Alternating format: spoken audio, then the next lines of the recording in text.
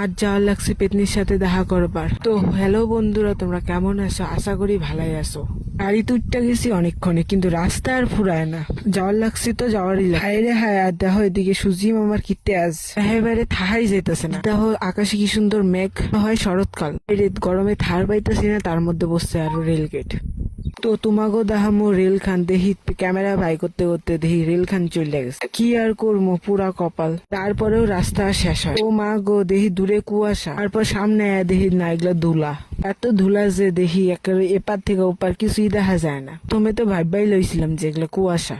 ধুলায় দেখি আমার পুরা চেহারা খানি পাল্টা গেছে। কি আর করবো, তারপরেই দেখবার পাইলাম ইয়া বড় একটা পুল।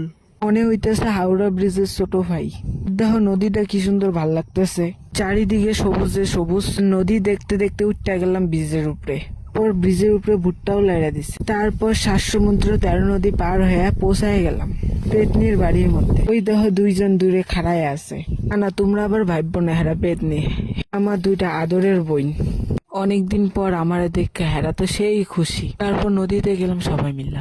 দেখো কি সুন্দর নদীটা, হইতেছে লাভ মাইরা নামা পড়ে, কিন্তু সাঁতার জানি। ভিডিওটা ভালো লাগলে লাইক করে দিও।